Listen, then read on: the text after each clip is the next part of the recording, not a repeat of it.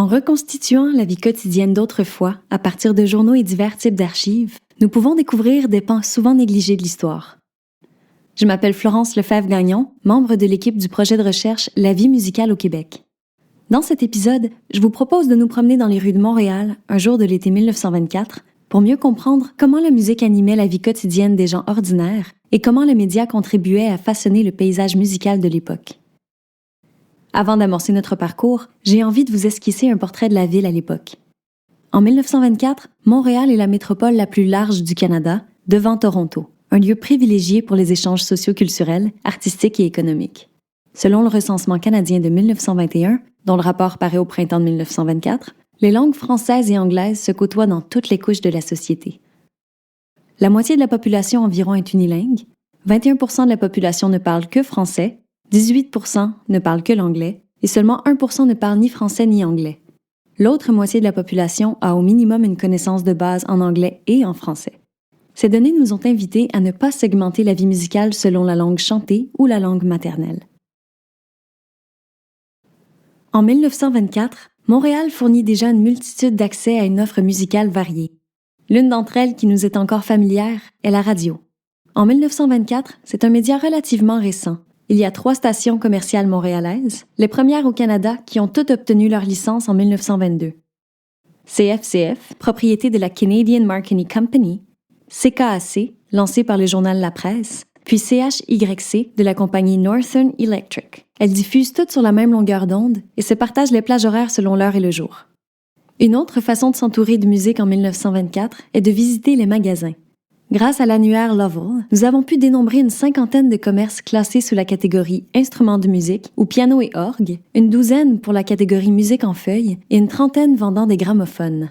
Dans ce riche écosystème commercial, on trouve des magasins généralistes, des ateliers de lutherie, des professeurs de musique, des boutiques de photographie ou même de meubles qui vendent de la musique sous une forme ou une autre. Il est aussi possible de profiter de musique localement en se rendant dans l'une des 70aines de salles de concert, de théâtre ou de cinéma. Et si l'on n'a pas l'habitude de chanter ou de jouer chez soi, dans sa cuisine ou dans son salon, il est possible de visiter l'un des 72 parcs de la ville, dont certains reçoivent des concerts gratuits. La musique en plein air est une tradition déjà bien implantée à Montréal et elle est florissante en 1924. D'ailleurs, pour être au courant des différentes façons de consommer de la musique, les journaux sont un média primordial. On trouve des publicités, petites annonces et programmes de concerts en grand nombre dans les quotidiens de la région de Montréal. Les journaux ne sont toutefois pas exhaustifs, et c'est pourquoi ce que nous observerons ensemble dans la promenade s'appuie aussi sur des sources comme des magazines, des enregistrements sonores, des partitions et divers documents d'archives. Plongeons maintenant vers 1924 sur quelques mesures d'une pièce de l'époque, Take a Trip to Montreal. Get your grip. Why, sure. Take a trip to Montreal. That's the place you're bound to fall. They're going to get you with their old fishing line, for you'll take a bath in the real beer and wine. And the people are so kind. Take your money, they don't mind.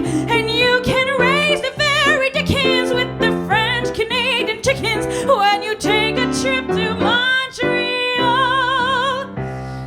Nous débutons la journée du 31 juillet 1924 avec le musicien, chef de fanfare et importateur de musique Edmond Hardy. Il habite la rue Lafayette, à Montréal-Sud, qu'on connaîtra plus tard comme le Vieux-Longueuil, tout près du futur pont Jacques-Cartier, qui sera inauguré dans 6 ans, en 1930. Hardy boit son thé et survole rapidement la pile de revues musicales et théâtrales posées sur la table. Il y a la revue américaine The Etude, un classique, Le Passe-Temps, un incontournable pour l'Amérique francophone, puis les regrettés Montréal qui chante, Canada musical et la musique de Québec, qui ont cessé leurs activités dans la dernière année, en 1923. Heureusement qu'il y a encore la Lyre. Publication fondée il y a 2 ans par un collègue franco-américain, l'éditeur et propriétaire de magasins de musique Joseph Edmour Turcot, avec l'appui de 2 collègues compositeurs et chefs d'orchestre, Henri Miraut et Léo Lecieur. Edmond Hardy se dit « Voilà une relève francophone qui s'attelle à la médiation musicale auprès de la population. » En plus des articles, nouvelles et entrefilets, la Lyre offre la reproduction de courtes pièces du répertoire classique européen, des compositions locales et des arrangements de chansons traditionnelles. À 7h30, Hardy enfile son veston et embrasse sa femme Hermine avant d'attraper le journal La Patrie de la veille, qui lui tiendra compagnie durant le trajet du tramway vers son travail. Le quotidien La Patrie, comme le Montréal Star, La Presse et Le Devoir, publient leurs éditions en soirée, alors que le Canada et The Gazette publient en matinée. Il est donc possible de se garder au fait des événements musicaux à toute heure de la journée. Une fois dans le wagon, Hardy lit la une du journal. Bataille épique entre douaniers et prétendus contrebandiers dans un magasin de l'immeuble Belgo, rue Sainte-Catherine. Les douaniers du port de Montréal doivent livrer une bataille en règle avant de s'emparer d'une forte quantité de soieries qui seraient entrées au pays en contrebande. À la page 3, un titre sur le marché immobilier attire son attention. Il se construit autant de logis qu'avant la guerre. Le nombre total en sera de plus de 7000 cette année. En 5e page, on annonce le plan d'ensemble pour l'Exposition internationale de Montréal, prévue pour fêter le 60aire de la Confédération du Canada. Il est difficile d'éviter les publicités qui font d'une demi-page à une page complète, comme celle de la vente d'inventaire de la Maison canadienne, des 20 ans de la Maison Bonin et Frères Limités, de la grande vente d'expansion du magasin de meubles NG Valiquette ou encore de la vente annuelle d'août du magasin de meubles Henry Morgan & Company Limited. Après avoir traversé le pont Victoria, Edmond descend au terminus situé au coin des rues McGill et Marguerite-Diouville, puis marche le long du port de Montréal pour se rendre à sa boutique. Sur la devanture apparaît le nom Ed Hardy, comme le veut la coutume de désigner les commerces simplement par le nom de leur propriétaire. Situé au 38 rue Notre-Dame-Ouest depuis plus de 20 ans et en affaires depuis plus de 40 ans, ce local sera le dernier occupé par Hardy, qui fermera boutique dans quelques années. Sur les murs, on trouve plusieurs étagères de partitions, quelques dizaines de disques 78 tours ainsi que des pièces et accessoires d'instruments à vent, tels que trompettes, trombones, saxophones, flûtes et clarinettes. Edmond Hardy est une institution qui cumule les prix et les honneurs. On le considère comme l'un des plus grands chefs de fanfare au Canada et le premier importateur de saxophones du pays, voire de l'Amérique. À l'avant de la boutique se dresse un piano de la marque Pratt et un gramophone Berliner, modèle Victrola, tous deux fabriqués dans la région de Montréal. Installé à son comptoir, Edmond Hardy termine sa lecture de La Patrie et sourit en découpant l'annonce du concert de fanfare qu'il donnera ce soir à 20h30 au parc Curto, près de chez lui. Du haut de ses 70 ans, Hardy se compte chanceux et plutôt fier de toujours pouvoir s'occuper de son petit magasin et de diriger, pour une 50e année consécutive, l'Harmonie de Montréal qu'il a fondée en 1874. Le magasin ouvre ses portes et la rue est déjà pleine de vie. Quelques personnes jettent un coup d'œil à travers la vitrine du magasin. D'autres sont déjà en train de feuilleter les partitions quand Edmond Hardy décide de faire jouer un disque pour rendre la boutique plus invitante. Alors qu'il passe en revue les récentes livraisons, Edmond dépose sur le gramophone le disque de la populaire pièce « It Ain't Gonna Rain No More » avant d'ouvrir toute grande la porte du magasin. Cette chanson amusante, qui connaît plusieurs variantes locales aux États-Unis, est issue d'une longue tradition orale afro-américaine. Pourtant, ce n'est que récemment, en 1923, que le musicien blanc Wendell Hall fait paraître cette chanson chez Forster Music Publisher, un éditeur de Chicago. Wendell Hall écrit plus de 20 nouveaux couplets pour cette chanson et l'en disque chez Victor à New York. En cette année 1924, il s'agit du plus gros succès commercial jamais connu en Amérique du Nord. La pièce conserve la première place du Billboard américain pendant 20 semaines. Sa popularité n'épargne pas le Québec. Le gérant des disques Star Jeanette, Roméo Baudry, et le chanteur Gaston Saint-Jacques viennent de publier une adaptation des paroles en français qui sera enregistrée à Montréal au studio de la compagnie Compo en novembre prochain. Monsieur Hardy connaît très bien l'impact d'un tel succès auprès de sa clientèle et du grand public. C'est pour cette raison qu'il en a fait un arrangement pour le programme du concert de fanfare qu'il donne ce soir. Écoutons ensemble quelques mesures d'une version instrumentale de cette pièce.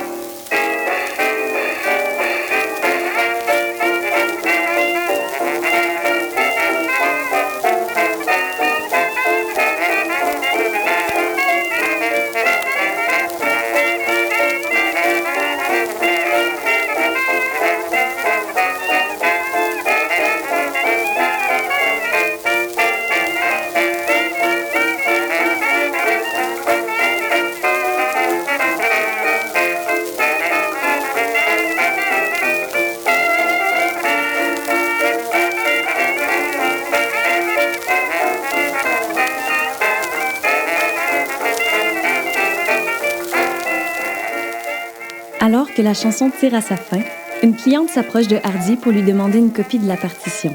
Il reconnaît Blanche Lippens-Ricard, la fille de Bernard Lépins, un immigrant belge. Blanche est une dame de 44 ans, mariée et sans enfant. Elle donne des cours de mandoline, de banjo, de piano et de solfège à son studio, rue Manufacturers, dans le quartier Pointe-Saint-Charles. Hardy lui demande si l'annonce de cours de musique qu'elle fait paraître tous les mois dans la Lyre porte fruit. Elle hoche la tête en souriant avant de diriger son regard vers le gramophone. « Il me faut celle-là », lui dit-elle. « J'ai beau suggérer d'autres pièces à mes élèves, c'est cette chanson qu'on me demande chaque semaine. » Hélas, M. Hardy lui annonce qu'il a vendu sa dernière partition hier, celle qui était affichée en vitrine. Il est difficile de prévoir quand il en recevra d'autres, alors il lui recommande de se rendre dans un plus gros magasin comme celui d'Edmond Archambault, qui connaît un succès grandissant depuis son ouverture en 1896. Blanche quitte la boutique et glisse une mèche de cheveux sous son nouveau chapeau, acheté cette semaine à la vente d'inventaire de la Maison canadienne. Leur publicité annonçait en grande pompe dans les journaux « Un lot de nouveaux chapeaux d'été de la Maison de chapeaux de New York, d'une valeur allant jusqu'à 12,50 $ pour seulement 1,98 $. Le ciel est beau et il fait précisément 23 degrés Celsius. Blanche n'enseigne pas avant la fin de l'après-midi, mais elle décide tout de même que de se rendre à la boutique Archambault lui ferait faire un trop grand détour. Elle prend plutôt le chemin du Pete Musical, au coin des rues Sainte-Catherine et Drummond. Ça lui donne le temps de s'arrêter en chemin pour prendre une bouchée au Café Edinburgh, au 436 rue Sainte-Catherine-Ouest. Blanche a coutume d'aller manger à ce restaurant, qui est la propriété des demoiselles Luteet, les sœurs Annie, Agnes et Jemima. Ce sont de vraies amatrices de musique et leur café est connu pour sa programmation musicale. Sur l'heure du midi, le lunch est offert au coût de 60 sous. Déjà 13 heures. Nous entrons avec Blanche chez Pete Musical et nous nous dirigeons directement vers la section des partitions. Blanche s'empare immédiatement de 5 copies de la pièce à succès avant qu'elle ne s'envole. Tandis que Blanche fouille d'autres partitions sur les étagères, elle est distraite par la conversation animée d'un groupe dans la section des instruments. Leurs yeux sont rivés sur le mur qui fait briller ukulélé, guitare, mandoline et un tout nouveau banjo Silver Bell de Bacon & Day. Cet instrument pique la curiosité de Blanche. Ce modèle sonnerait-il mieux que le banjo que m'a fabriqué Frédéric Napoléon Wattier il y a déjà 25 ans? Se demande Blanche. Wattier, l'un des rares fabricants de banjos montréalais, lui avait livré un très beau banjo pour ses 20 ans, avec incrustation personnalisée aux manches et à la tête, ce qui était très à la mode au tournant du siècle. Wattier décorait ses banjos selon les goûts de sa clientèle. Il en avait fait sa spécialité. Mais Blanche se demande maintenant si le nouveau Silver Bell, avec résonateur, plus sobre d'apparence mais au volume inégalé, est pareil à celui d'Andy Tipaldi, qui joue avec ses populaires Melody Kings à CKAC, serait plus approprié pour le style que demandent de plus en plus ses élèves. Satisfaite d'avoir trouvé les partitions dont elle avait besoin, Blanche sort, s'éloigne vers son studio, hors de notre vue, et se prépare à enseigner. Nous voyons les 5 hommes qui avaient attiré l'attention de Blanche sortir à leur tour du magasin. Ils repartent avec une embouchure de saxophone, une boîte d'anches de clarinette et une dizaine de partitions. Nous décidons de les suivre alors qu'ils pressent le pas pour se rendre à temps au rendez-vous qui leur a été donné non loin de là. Ces personnes se révèlent être les musiciens de l'orchestre Famous Chicago Novelty. Avec leur chef, Millard G. Thomas, ils se rendent au studio d'enregistrement de la compagnie Compo, au 117 rue Metcalfe. En 1924, Montréal abrite 2 grands studios d'enregistrement. Le premier est celui de la Berliner Gramophone Company, qui vient de fusionner avec Victor Talking Machine de Camden, aux États-Unis. La Berliner Gramophone Company est la propriété de l'Américain d'origine allemande Emile Berliner. C'est lui qui obtient le brevet d'invention du gramophone et du disque en 1887, puis il établit sa manufacture à Montréal en 1900. Les gramophones, qu'il fabrique ici, sont vendus au Canada et aux États-Unis. Le deuxième studio d'importance à Montréal est celui de la Compo Company, fondé par Herbert Samuel Berliner, ingénieur sonore et fils d'Émile. Herbert a reçu la citoyenneté canadienne en 1918 et a fondé la même année son usine de pressage de disques. Elle deviendra dès lors la première compagnie de disques de propriété canadienne. De fait, il devient un rival de la compagnie de son père, pour laquelle il agissait à titre de vice-président. Mais ça, c'est une autre histoire. En 1921, le jeune Herbert réunissait toutes les conditions nécessaires pour enregistrer des artistes et lancer des étiquettes de disques pour les marchés marginaux qui lui tiennent à cœur. Juliette Béliveau, que nous avons croisée dans l'épisode du 6 décembre 1921, est d'ailleurs l'une des premières femmes à enregistrer au Canada. C'est aussi Herbert qui engage Roméo Baudry, nommé plus tôt, à titre de gérant de l'étiquette Star, qui endisque du répertoire canadien-français comme celui de Marie Traverse. Oui, celle qu'on appelle la Bolduc, mais qui préférait être appelée Madame Bolduc. L'autre marché visé par Herbert est celui de musique blues et jazz, avec ses étiquettes Ajax et Apex. En 1924, ces musiques sont encore des sonorités nouvelles pour une majorité d'oreilles. Le Famous Chicago Novelty Orchestra est d'ailleurs l'un des tout premiers ensembles à faire entendre ces musiques au Québec. Il est 14 heures et Millard G. Thomas franchit les portes du studio Compo. Pianiste et compositeur originaire de l'Illinois, il fonde il y a 5 ans à Chicago un ensemble de musiciens d'origine afro-descendante. Après une série de concerts dans l'Est du Québec de 1920 à 1922, il pose son orchestre à Montréal et connaît depuis un bon succès. Ce ne sont pas les premiers musiciens noirs à se produire au studio de Compo, mais ils sont peu nombreux. De fait, Herbert Berliner lui racontait il y a 2 semaines l'enthousiasme qu'il a éprouvé l'été dernier à enregistrer le pianiste et comédien Chris Smith, le chanteur et comédien Henry Troy, et nul autre que le boxeur et apprenti comédien-chanteur Jack Johnson. Une fois à l'intérieur du studio, les musiciens sont accueillis par le pianiste et chef d'orchestre Rex Battle. Il vient d'accompagner en avant-midi un chanteur qui enregistrait au studio. Rex et Millard se sont déjà croisés ici même il y a quelques semaines, le 3 juillet dernier. Il faut dire qu'aujourd'hui, c'est déjà la 4e séance d'enregistrement du Famous Chicago Novelty Orchestra chez Compo. L'installation se fait rondement, les techniciens savent déjà comment disposer les instruments autour des pavillons qui capteront le son par procédé acoustique. Dans quelques mois à peine, ces pavillons seront remplacés par des microphones et le procédé de gravure deviendra électrique. Millard dépose 2 partitions sur son piano et Herbert lui en apporte une 3e. Ce sont toutes des chansons blues parues un peu plus tôt cette année. La première, Worrying Blues, est écrite par Gus Kahn, un parolier célèbre de Broadway et Hollywood. Thomas regarde ses musiciens et donne le signal pour débuter une version lente et instrumentale de la chanson qui se déploie pendant près de 3 minutes. En voici un extrait.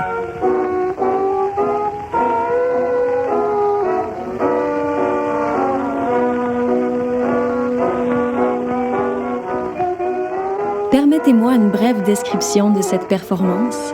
La mélodie de voix est ici portée par le chant langoureux des cuivres. Le cornet alterne entre le rôle de soliste et de contre-chant, tout comme le trombone, qui se permet en plus quelques glissandos.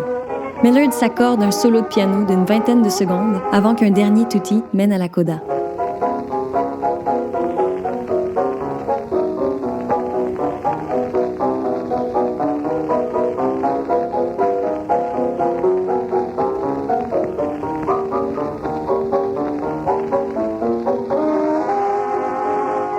Après 2 prises de cette chanson, l'enregistrement d'un second blues, Papa Will Be Gone, s'enchaîne plutôt promptement, de sorte que Millard n'a pas le temps de bien établir le tempo. Une fois la pièce terminée, on fait une autre prise. Hélas, Millard ne semble pas satisfait. Il a l'impression que le tempo était encore beaucoup trop lent, que l'entrée des instruments manquait de précision, que les nuances étaient trop rigides et que les musiciens n'ont pas réussi à trouver leur justesse d'ensemble dans plusieurs passages. Un scénario pire encore se produit avec la 3e pièce, San Francisco Blues, à tel point que malgré les 2 prises habituelles, cet enregistrement ne sera jamais mis en marché. Le détail de chaque prise sera noté dans le registre de la compagnie Compo. On y inscrira la date, le titre des pièces, le type de pavillon utilisé, le nom de l'orchestre et celui de Millard G. Thomas. Il n'y a toutefois aucun détail sur le déroulé ou les autres musiciens présents en studio. La postérité pourra seulement formuler des hypothèses pour tenter d'expliquer pourquoi l'interprétation des pièces enregistrées aujourd'hui est si fragile. Est-ce la première fois que l'orchestre joue Papa Will Be Gone? On dirait que les musiciens sont en lecture à vue, mais l'interprétation gagne peu à peu en solidité vers la fin. Ou peut-être que Millard ne dispose pas de ses musiciens habituels? Est-ce qu'on aurait fait appel à des musiciens locaux moins familiers avec le répertoire afro-américain et plus particulièrement le blues? Chose certaine, Herbert Berliner juge que la pièce mérite tout de même d'être lancée au mois de novembre et d'autres enregistrements seront prévus avec Millard et son orchestre jusqu'en janvier 1925. Pendant que Millard Thomas, Herbert Berliner et Rex Battle discutent entre eux, 2 nouvelles voix s'ajoutent dans la mêlée. Ce sont les comédiens et chanteurs Juliette Béliveau et Joseph Hervé Germain venus enregistrer 3 sketchs comiques. Les « Bonjour »,« Goodbye »,« Merci » et « Thank you » résonnent alors que Rex se dirige vers la sortie. Avec l'enregistrement qui vient de se terminer, sa journée de travail ne fait que commencer. Une fois dehors, il se rend à l'hôtel Mont-Royal, situé à moins d'1 minute à pied du studio. Nous gagnons sa loge pendant qu'il déguste le repas qu'on lui apporte. Nous le voyons qui révise ses partitions en mangeant. Un peu avant 19h, nous le suivons dans la salle de bal, où il rejoint les musiciens de l'orchestre classique de l'hôtel Mont-Royal. 19h30 arrive et on demande le silence. Rex Battle anime une heure de musique pour le public présent dans la salle de bal, mais aussi pour les auditeurs de la station de radio CKAC qui assistent, de chez eux, à la diffusion en direct du concert. Le programme débute avec une sélection de la comédie musicale Madame Sherry du compositeur tchèque Karl L. Hochna. Nous avons le plaisir de pouvoir l'entendre aussi.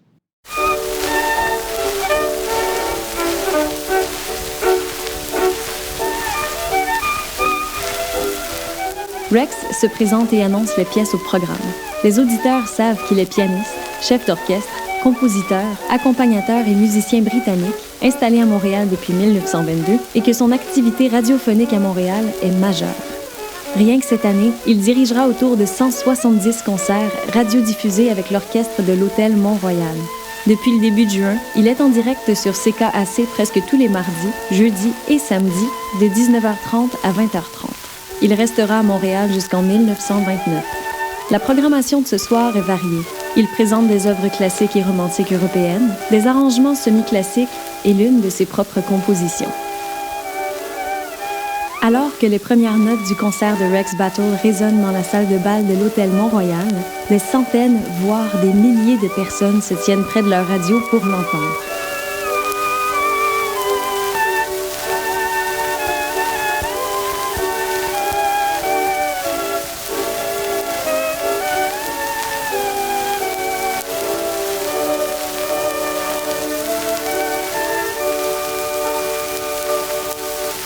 C'est le cas de mademoiselle Lucie Touran, qui loge dans une chambre au Collège Royal Victoria. Française d'origine, Lucie se plaît beaucoup à Montréal, où elle habite depuis déjà 6 ans. Elle enseigne la littérature française à l'université McGill. La session d'été de 1924 s'est terminée tout récemment et la cérémonie de remise des certificats avait lieu à 10h ce matin au Collège Royal Victoria, au 311 rue Sherbrooke-Ouest. En 2024, ce bâtiment fera partie de l'école de musique Schulich de l'université McGill. Ce matin, Lucie était avec ses collègues professeurs, le recteur de l'université, Sir Arthur Currie, et ses 74 étudiants qui ont suivi le cours de français. Ce fut une jolie cérémonie, avec quelques discours, puis pour clôturer, les élèves ont chanté le Haut Canada et la Marseillaise en français, suivi du God Save the King en anglais. Ils ont tous posé à côté de l'impressionnante statue de la reine Victoria dans les marches du collège pour la photo publiée dans l'édition de la presse de ce soir, le 31 juillet. Lucie se remémore avec fierté les événements du matin. Elle a particulièrement apprécié accompagner au piano ses étudiants qui chantaient en chœur. Pendant ce temps, à l'hôtel Mont-Royal, Rex Battle et son orchestre sont en train d'époustoufler la galerie avec leur interprétation de l'ouverture de l'opéra-ballet Il Guarani du compositeur brésilien Antonio Carlos Gomes. Lucie sort de ses pensées pour profiter de la musique. Prenons le temps de l'écouter ensemble.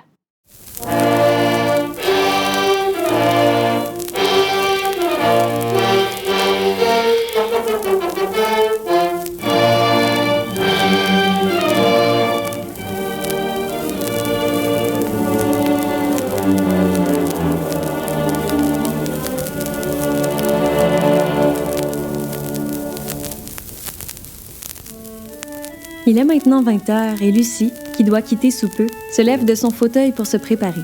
Malgré l'été avancé, la soirée s'annonce fraîche et elle attrape un châle. Elle éteint sa radio et quitte sa chambre pour se diriger vers le tramway. Elle veut assister au concert de la fanfare du Montreal Royal Regiment qui débute à 20h30 au terrain de jeu au coin de l'avenue de l'Église et de la rue Eddy, dans Côte-Saint-Paul. Situé au sud-ouest de Montréal, ce quartier abritera dans plusieurs dizaines d'années la station de métro Jolicoeur. Depuis juin, Lucie est enthousiasmée par la première édition des concerts Campbell. Cette série de concerts naît de la succession de l'avocat Charles Sandwith Campbell, décédé récemment en 1923. Son testament dédie une partie de sa fortune à l'organisation de concerts gratuits dans les parcs et places publiques de la ville en été. Pendant les mois de juin, juillet et août, des concerts sont annoncés presque chaque jour dans les journaux et un programme mensuel complet paraît 1 à 2 fois par mois. Lucie Touran aime à se tenir au courant des événements musicaux de sa ville d'adoption et a très hâte d'assister à cette prestation où elle pourra entendre des ouvertures, des marches extraites d'opéra comme Faust de Gounod et Carmen de Bizet, un solo de piccolo et bien sûr, comme le veut la coutume, le Haut-Canada suivi du God Save the King en guise de clôture. Elle apprécie le fait que les concerts Campbell font non seulement la promotion de la création locale, mais donnent également la chance à des centaines de musiciens et musiciennes de pratiquer leur art et de jouer dans leur communauté. En chemin vers le tramway, nous remarquons que Lucie s'arrête à un kiosque de journaux pour s'y procurer la dernière édition de la presse. Elle semble impatiente d'y admirer la photographie prise ce matin lors de la remise des diplômes. Celle-ci occupe presque tout le bas de la page 3 du journal et on peut y voir, vêtus de blanc, les étudiants qui reçoivent leur certificat avec à la droite de l'image les membres du corps professoral. Lucie sourit en rangeant précieusement le journal dans son sac, puis elle reprend sa route. Le concert va commencer dans quelques minutes. En sortant du tramway, elle est loin d'être la seule à marcher en direction des terrains de jeu. Il est 20h30 et on entend déjà résonner au loin les premières notes du concert. En s'approchant, nous pouvons reconnaître la pièce Entry of the Gladiators du compositeur tchèque Julius Fučík, jouée par au moins 35 instruments devant la foule joyeuse, sous la baguette du sergent-major Thomas Edward Jackson.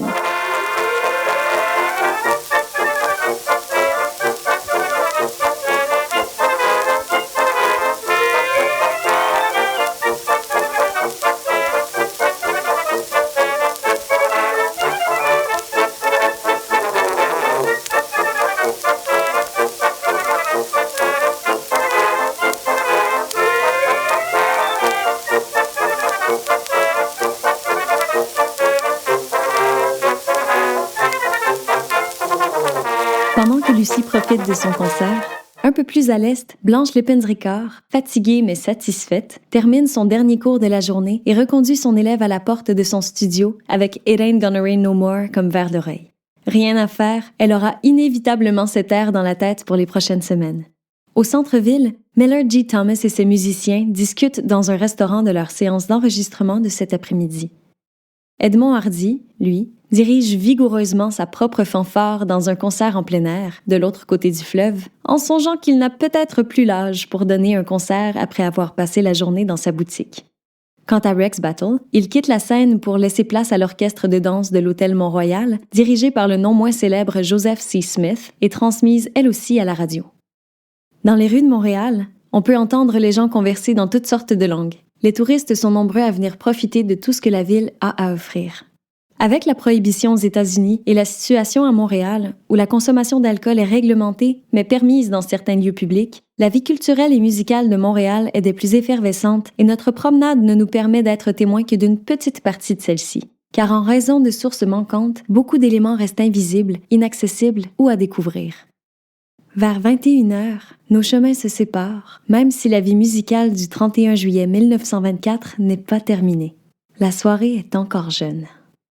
Nous revenons au moment présent sur les ailes de la pièce Take a Trip to Montreal, composée par Arthur Ashworth. Je vous invite à rester à l'écoute pour toute la durée de la chanson.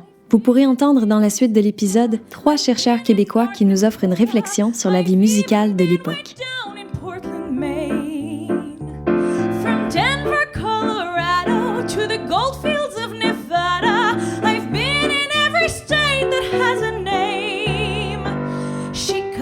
Drove me dippy, so I went to Mississippi. From there I took a train to Tennessee. I've been in every nation, I've missed my destination, and now I'll tell you where I'd like to be.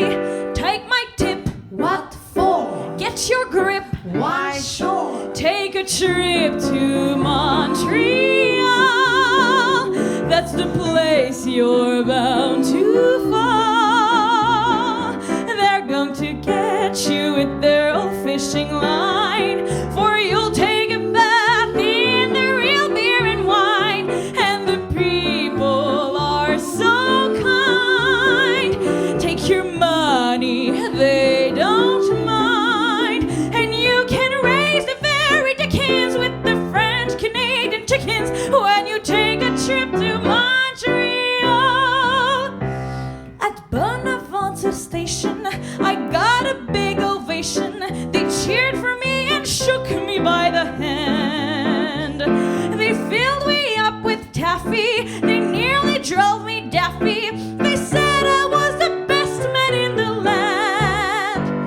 Then someone called a taxi, but where we went exactly, or why or when or how, I couldn't say.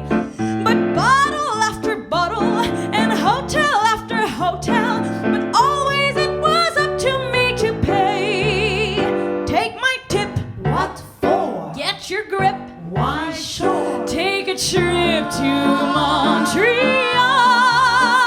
That's the place you're bound to fall. They're going to get you with their old fishing line, for you'll take a bath in the real beer and wine. And while sitting on a bench, we spoke loving words in French. And those French Canadian chickens with your heart will raise to Dickens when you take a trip to Montreal. Nous voici de retour de notre promenade imaginaire dans le Montréal de 1924. Vous vous rappellerez peut-être avoir lu dans les notes de l'épisode ou dans les communications entourant la série Balado que toutes les informations et détails sur la vie musicale qui sont présentés dans les promenades viennent d'une recherche minutieuse, fouillée et rigoureuse menée depuis plusieurs années dans différentes archives. À l'origine de cette démarche se trouve une curiosité et un enthousiasme envers le potentiel d'une approche appelée micro-histoire. Pierre Lavoie, professeur et historien à l'Université du Québec à Trois-Rivières, spécialiste en histoire de la culture au Québec, explique en quoi consiste cette approche. La promenade qu'on vient de faire en 1924, elle est inspirée, elle vient de la démarche de micro-histoire. Ce que ça veut dire, en gros, c'est d'essayer, à partir des archives qui nous sont disponibles, de retourner à l'échelle de l'individu, à l'échelle de pratiques locales, pour essayer de mieux comprendre peut-être les sensibilités, pour mieux ressentir le quotidien de ce qui se produisait à ce moment-là. Ce que la micro-histoire permet de faire, c'est souvent de se pencher sur des phénomènes qui peuvent être qualifiés de plus marginaux, voire des pratiques et des individus qui sont un petit peu, entre guillemets, oubliés de l'histoire.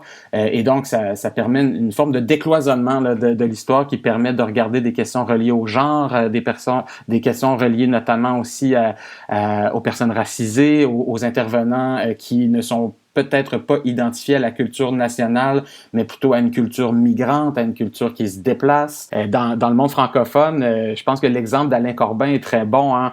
Son ouvrage « Le monde retrouvé » de Louis-François Pinago, c'est carrément partir à la recherche d'un personnage à peu près insondable, qui a seulement une trace dans les archives, et on essaie de reconstituer son monde à partir de tout ce qu'on peut trouver autour de lui dans les archives légales, dans les archives de la période. Parlant de micro-histoire, comme la promenade en 1924 nous a amenés dans plus d'un magasin dédié à la musique, notre équipe s'est entretenue à ce sujet avec Francis Lapointe, musicien et spécialiste du commerce et de la facture des instruments de musique dans le Montréal des années 1900 à 1950. Il décrit le foisonnement commercial dont nous avons eu un aperçu. En 1924, Montréal, c'est une ville de musique. Hein, et on a beaucoup de commerces qui sont là au service des musiciens, au service de la population amateur également, et différents types de commerces qui s'occupent là, à fournir les partitions, à fournir les instruments, de plus en plus évidemment aussi les enregistrements. Hein, on arrive vraiment dans l'époque de la musique enregistrée, et le lien se fait. Là, les premiers commerçants, c'est de musique enregistrée, de disques, de phonographes. En fait, c'est les facteurs de piano, les vendeurs de piano plutôt. Donc, on a une écologie assez riche. Hein. On a des luthiers, donc surtout des luthiers spécialisés, je dirais, dans la facture du violon. Hein. Ça reste des tout petites entreprises. Malgré tout, c'est très artisanal, mais ils servent vraiment une clientèle d'orchestre. Ils sont très importants là, dans l'écologie musicale de l'époque. On a aussi des magasins plus généralistes, hein, des gros qui se développent, comme on connaît encore Archambault de nos jours, mais Archambault est en train de s'installer vraiment comme un acteur majeur, et chez Archambault, encore une fois, on peut le trouver pas mal de tout. On a des plus petits magasins, par exemple, qui se spécialisent aussi dans des instruments à cordes, notamment le banjo, la mandoline, qui sont des instruments très populaires à l'époque. On a J.A. Turcot, qui est établi sur la rue Sainte-Catherine, qui offre toutes sortes de choses, mais aussi vraiment, il est vraiment à l'affût là, des tendances de son temps. Donc le banjo, on le voit là, dans ses publicités dans la lyre, sont proéminentes. Et on a aussi le magasin de musique Pete sur la rue Sainte-Catherine, qui plus tard s'établira sur Mansfield. Pete, c'est également un monument, c'est un commerce qui a duré très longtemps. Donc, vous voyez, on a comme toute une écologie là, de commerçants, de fabricants qui sont là au service de la population, au service de la vie musicale, si j'ose dire. Et là, j'ai même pas évoqué les fabricants de pianos et les commerçants de pianos qui sont extrêmement nombreux aussi dans la ville. Puis on a des pianos qui sont fabriqués localement à cette époque-là. On en a à Montréal avec la compagnie Pratt établie sur Saint-Laurent. Il y a la compagnie Willis qui ont un immense immeuble sur la rue Sainte-Catherine et qui fabriquent leurs pianos à 45 000 de Montréal, là, à Sainte-Thérèse. Donc oui, tous les types d'instruments sont couverts et c'est vraiment une forme très importante, là, une forme commerciale au service de la musique. Une autre facette foisonnante de la vie musicale de l'époque est celle des chorales. Micheline Cambron, professeure émérite au département des littératures de langue française de l'Université de Montréal, membre de la Société royale du Canada et de l'Académie des lettres du Québec, nous a parlé de la présence de ces chorales dans la vie sociale et culturelle de l'époque. Vous savez, toutes les paroisses, toutes les écoles, qu'elles soient protestantes ou catholiques, possèdent des chorales. Ces chorales constituent une activité structurante au plan de la vie collective. Et elles vont poursuivre leurs activités pendant très longtemps.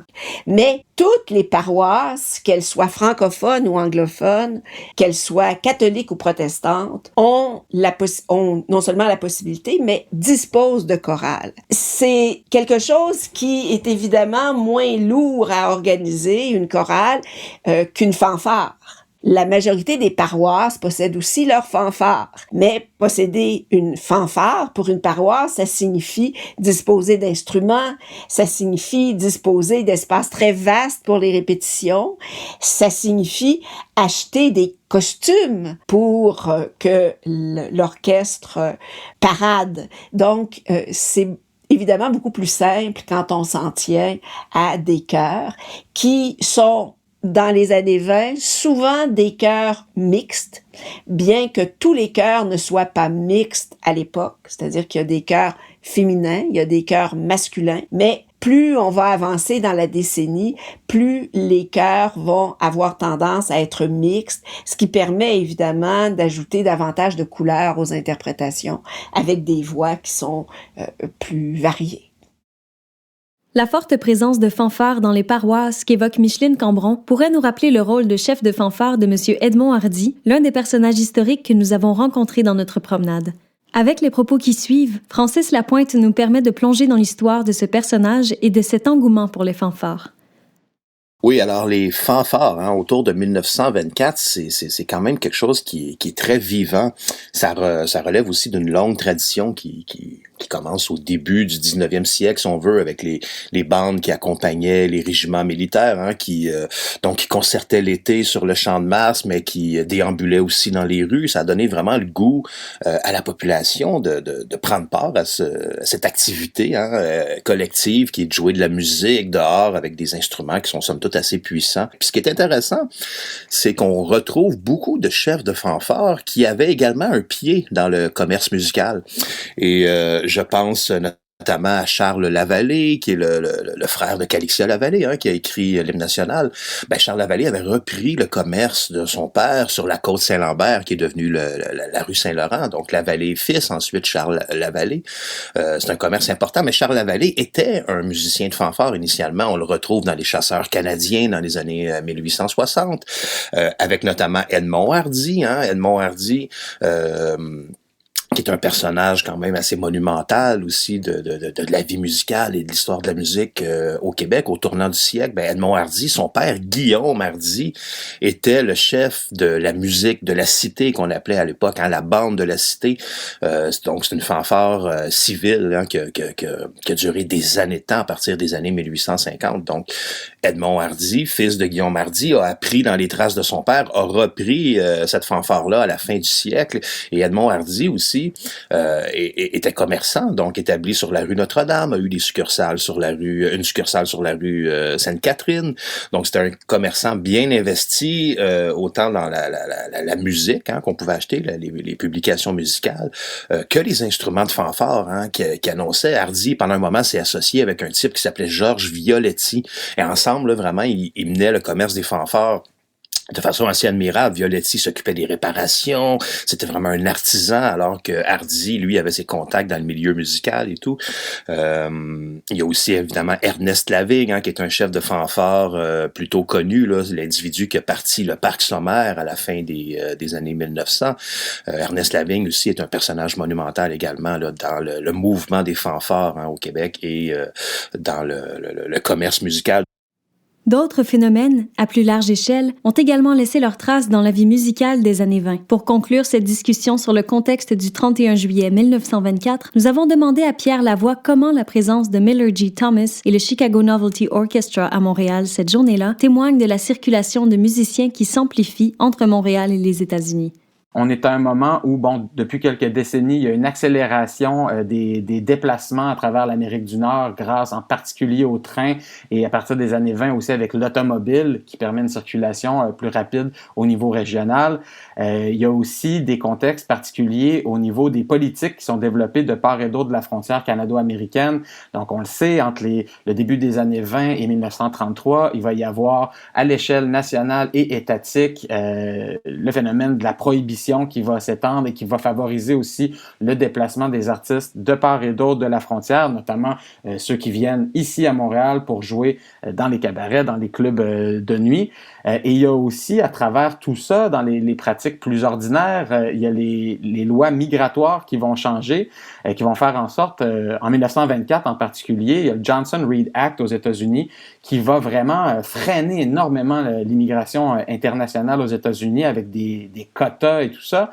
Mais ça va pas affecter les travailleurs qu'on pourrait qualifier de travailleurs temporaires qui sont ceux de la culture, donc ceux qui font juste des petits allers-retours des deux côtés de la frontière. Au contraire, on peut dire que grâce à la facilité de déplacement, puis grâce à la médiatisation qui est accrue avec la radio et les disques, les musiciens et les musiciennes vont se déplacer de plus en plus à partir des années 20.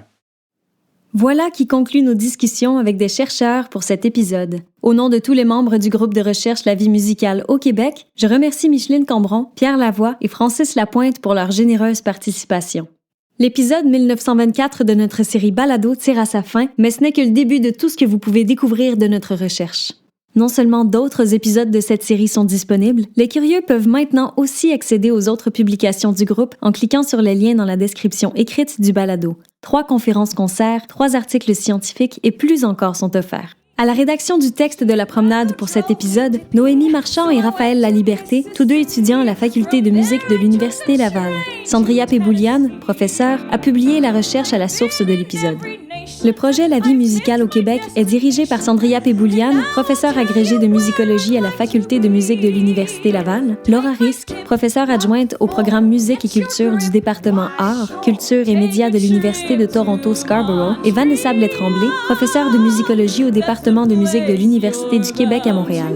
La série Balado est un projet du groupe de recherche La vie musicale au Québec. Elle est conçue et produite avec la productrice et réalisatrice Balado, Zoé Gagnon-Paquin.